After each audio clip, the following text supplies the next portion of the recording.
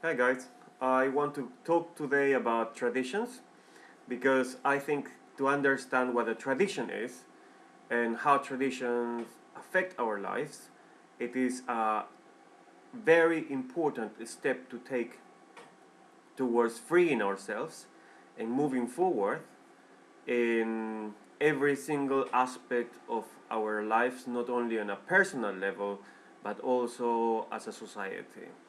A tradition springs to my mind the early memory of my childhood, where my father was a bit sad that in my family we didn't have a reason other than birthdays to get together and celebrate something. And it was quite popular in the city where I used to live that all the main families, the families of a more status in society, they used to have these traditional um, celebrations for religious purposes. Um, so my father thought it was a very good idea to start a tradition. So he bought a crucifix because it was approaching the day of the Holy Cross. It was a Catholic um, festivity. And so what he did, he said, okay, this year it will be your year. It was my year because I was the youngest of all my family.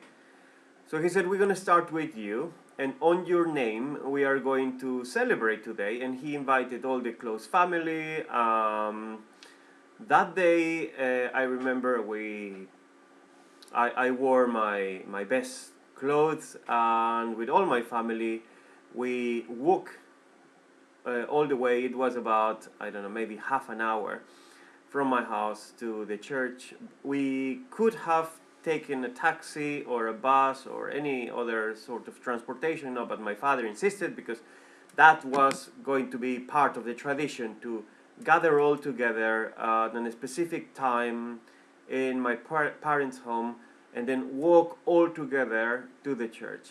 So why it was so interesting for me to see this, because it was only early ages of my development, early ages of my life, where I saw a tradition or an idea to be imposed or pumped up as a tradition.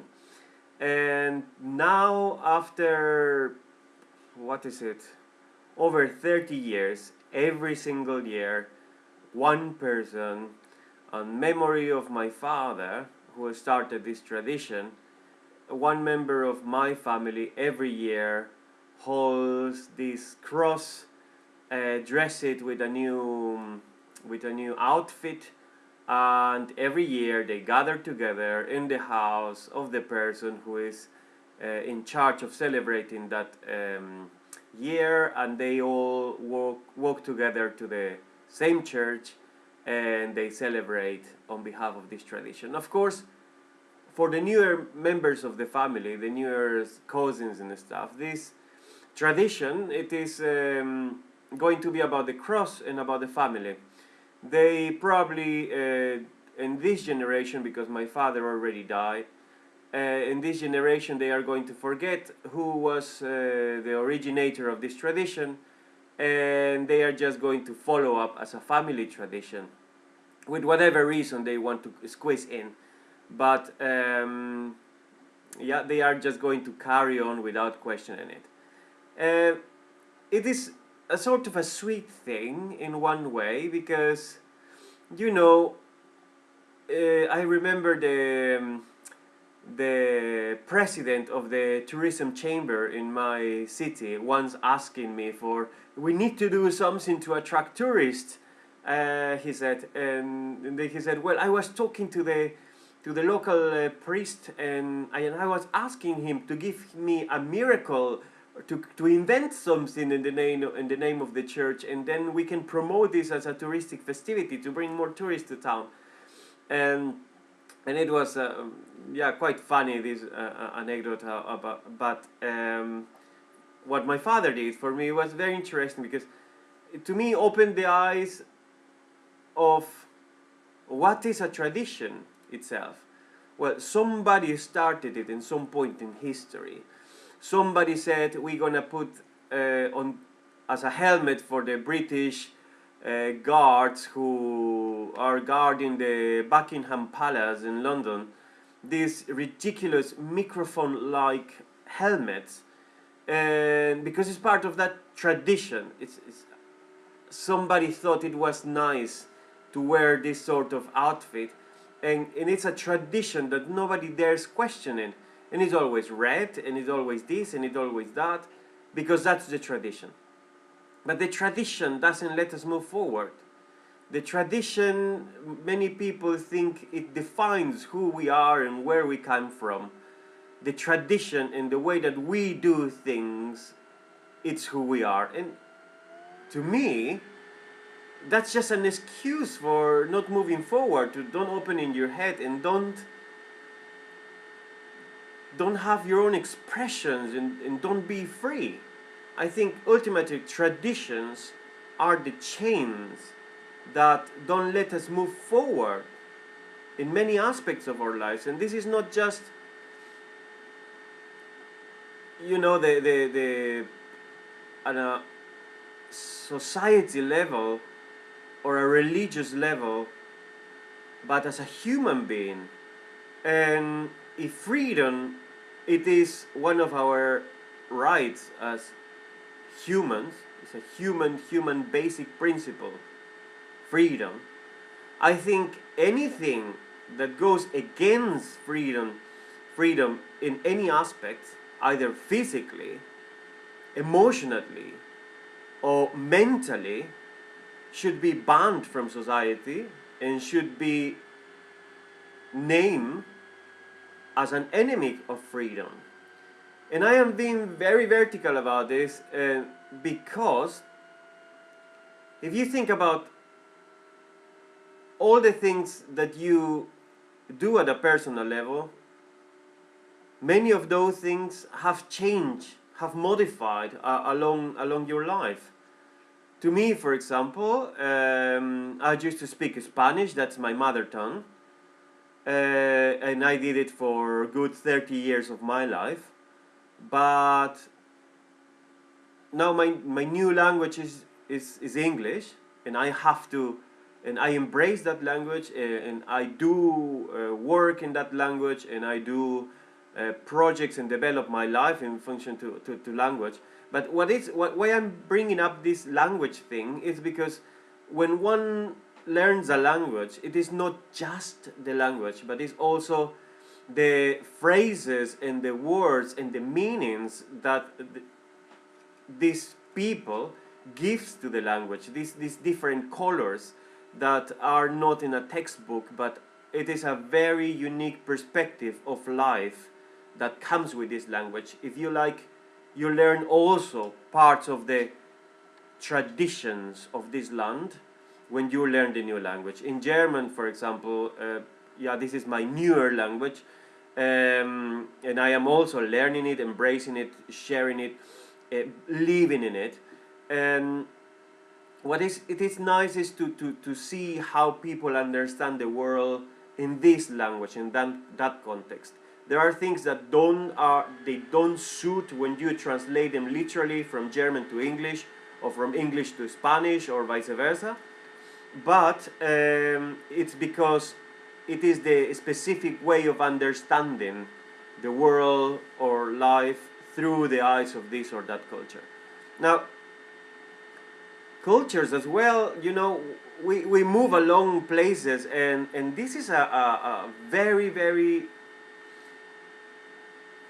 I will say, is an enemy, it's a hidden enemy of globalization, of thinking in society right now, cultures.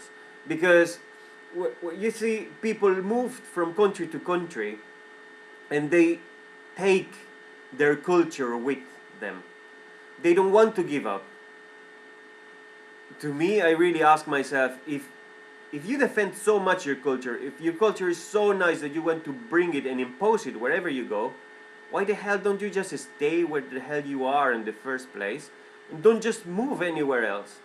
If you're not willing to give up, as well as your land, the stupid sort of set of beliefs that made that land despicably enough for you not to stay there, why you have to try to bring those principles and those cultures to a new society where offers you better opportunities than the one that you have in your original place of living?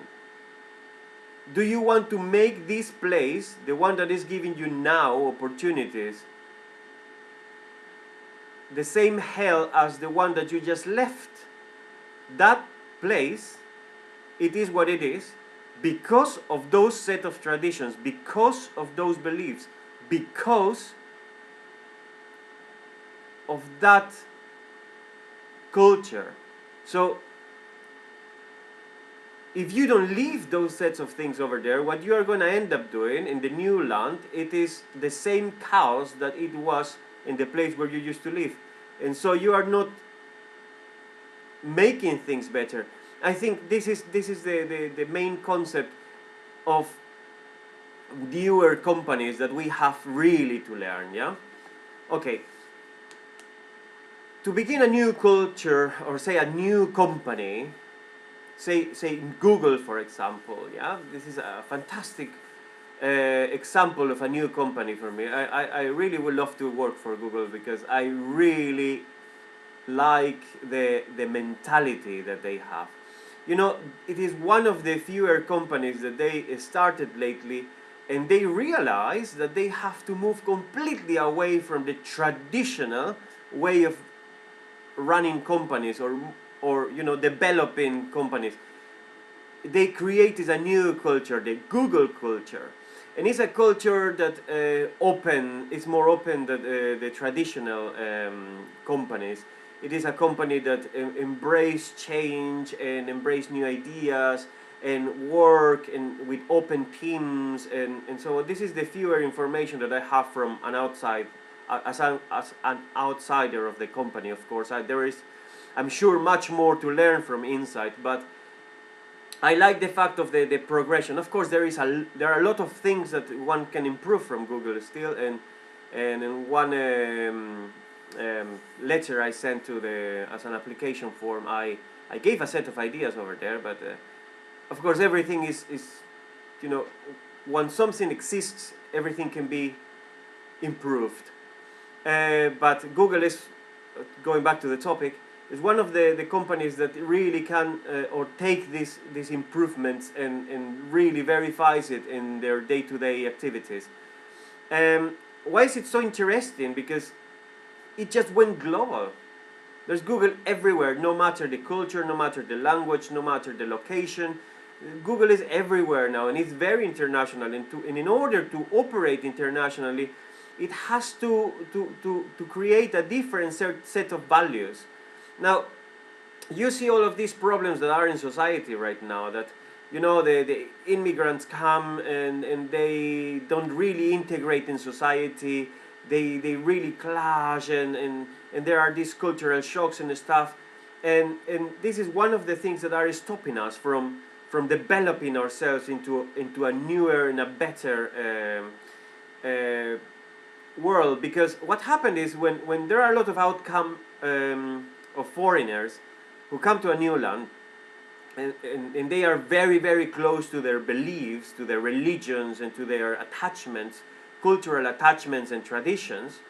So what happened is, for the locals, in order to don't feel dismissed completely and don't feel relegated, they start trying to hold on all beliefs and traditions as well. So they kind of become more traditionalist instead of becoming more flexible towards the new approach. Why would they? Why would someone embrace all the new traditions and cultures that comes from outside? Just to think of this, if it's your home, you receive a guest in your house, or okay, you have a flat share, and then you have a free room in your house and there is someone new who comes. There are two of the three rooms already taken. There is a way that you do things in your flat, and then the new person comes. Why would the two people who are already living in this flat modify the entire way of operating the flat to accommodate themselves to the newcomer? Why they have to do that? Now there are, you know, normally what happens is that the ones who come bring some sort of elements that meld with or you know, fuse with the elements that are already there from the previous householders, and a new sort of way of dealing, a new dynamic appears. And that is, yeah, the best way or the best scenario. But when the newcomer has so strong points of views and so particular way of doing things, then the other ones, instead of trying to reason or whatever, because it's nearly impossible to reason with the newcomer when the newcomer has such a straight and very hard, narrow way of thinking, that you can blend your two perspectives into one. So the older ones stick even stronger to the way that they used to do things in this flat, in order to kind of don't let their culture or their knowledge or their way of dealing things die. So, and what happened later on, you end up having a very bad time in this flat until one of them or one of the groups leave. So this is exactly what's happening in the macro in our cities, that the newcomers come with all their set of traditions. They don't want to give up a lot of things, and the people in the cities, they don't want to do it either. So you see, from a personal level to a family hall, to a household, sorry, to a city, and to a world, traditions are always stuck in the place, are always stuck in between, and they don't let us go forward. The companies who are trying to move from what they used to be to a world class, for example, I experienced working for one company who wanted to jump to the next step of world recognition, but the way that the employees used to work, basically their traditions,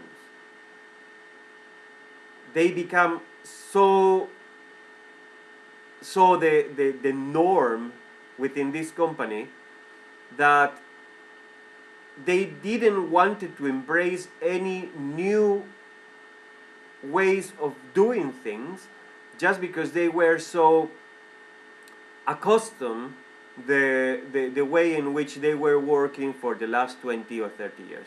Now, of course, for the company, the only hope they had, it was because they couldn't fire someone who was working over there over 20 years. It is too expensive for the company, of course. So what they had to do, it is just wait for this older generation of employees to retire, in order for the company to start their growth that they planned to do in the next in the next 15 years. 15 years of loss of the company, just because of the mentality of the employees, who were being paid to do what they do, but they didn't want to move with the new technology. They didn't want to move to the new set of regulations, because the managers were also very stuck in their own ways. Now, if you think who's making the money now, it is, of course, the companies who are more dynamic, the companies that are capable to change the offer of the what they are offering to the market, the ones who found more flexibility in the way they do, the ones constantly change and have more than one perspective. These sort of companies are the ones that are in the top of the chain. And now, of course, if you want to think in a country who is getting high up in the rank of countries and development and tackling their problems and stuff, it's a country that moves very fast. It's a country that can approach a new problem and can understand it, and you know, being more flexible, being much more um, uh, embrace this change in a new scale. Now, as an individual as well, you know, when you go to a new company, I know fantastic professionals that they can perform only very good under very specific companies, because they don't want to move to somewhere else just because they are set in their ways. So if you are, for example, very set in your ways as well, you're gonna find yourself very, very lonely, not only friend-wise, but also in a couple. You know, you need to be flexible if you want to have a very nice partnership with a emotional partner, because you, in a partnership, you have to give some things away, and you have to give some traditions. You have to give away how your mother used to cook, how your father used to clean the house, what they used to do in each role, because no one really marries someone exactly the same way as the mother is. And you, of course, need to give away certain or a lot of elements in order to make a new one, to make a new family successful. And it's all about traditions, is thinking what is traditional, and realizing that these traditions were started by one individual. One person made a tradition or imposed an idea as a tradition, and the other follows, forgetting what this tradition is about, or if this tradition is applicable to our reality, or if this tradition it is an obstacle for us to carry on growing personally, or as in terms of a city or whatever. These traditions, they hide themselves under the name of culture, and even they disguise themselves behind the name of patrimony. And you just imagine a city, this is very, very notorious in England, where the city is full of historical monuments just because one crazy king. By the way, the kings and all of that crap is also an invention, is a part of a tradition that some lunatic started at some point, and now until today we still have the queen or the royal family. Incredible. Anyway, so this king, once he decided to impose or to make more popular his religion beliefs, and he made churches everywhere. He built churches literally everywhere. There are churches right now in Bristol, and they have become coffee shops. They have become indoor climbing centers, and the most outrageous of them all, in Church Road, there is a church that became a car wash inside the church, just because the city council doesn't want to allow these churches, all buildings, all traditions, patrimony, to be demolished, because they are part of the city history. No matter how shameful it is, history, it needs to be preserved. Come on. I mean, the whole city is infested of churches everywhere that people cannot refurbish, people cannot change, just because, or renovate, or use these spaces for developing the city, because they are part of the traditions. So even in a personal level or in a city level, we cannot progress and we cannot move forward if we keep hold of these traditions.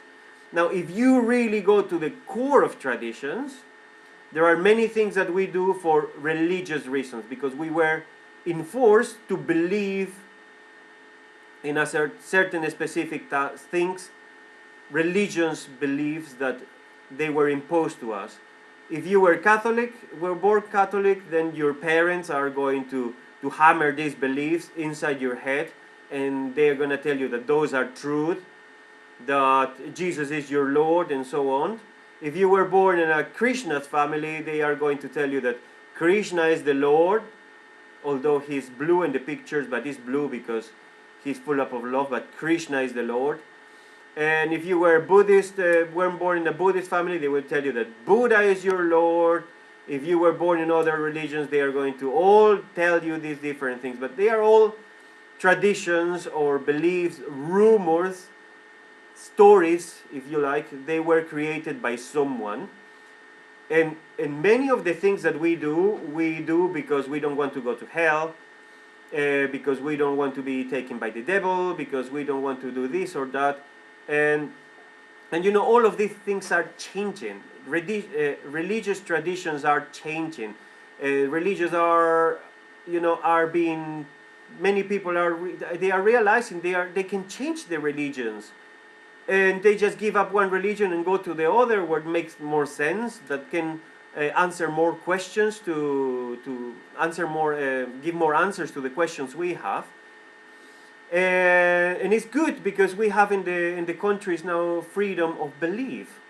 That's a plus.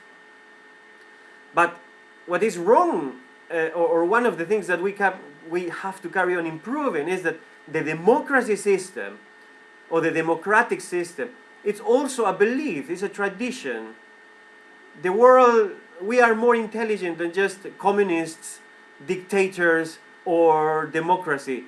Why there have to be only three different options to rule our cities, or to rule our countries, or to rule our societies?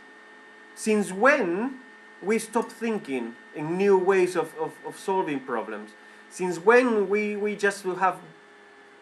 became more stupid? Why the people 300 years ago, when the first democratic principles were laid, were they more intelligent than us? Did they have more technology than us? Did they have more neurons than us? Were they taller? Were they brilliant? Were they holier? What? Why can we not change things the way we want to, that will fit to our current needs? Why do they have to keep living on those traditions? Why there is not free to choose what system we want in our cities, in our countries, in our societies to be ruled by?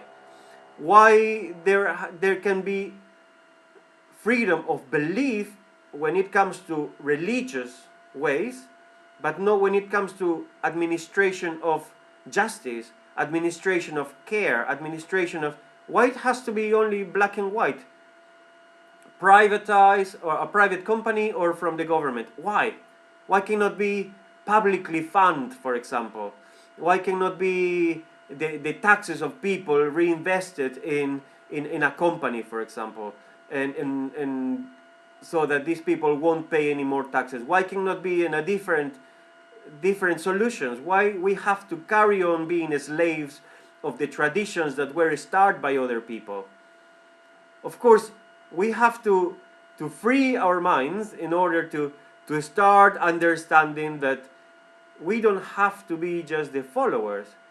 And all of this begins by the simple notion of understanding that traditions were started by someone in some point of history, and they are not the ultimate truth. Okay, so I think that will be the end of of this video. I encourage you to subscribe and follow the channel, because there are many more interesting topics that you can be part of. Until next time, take care. Bye.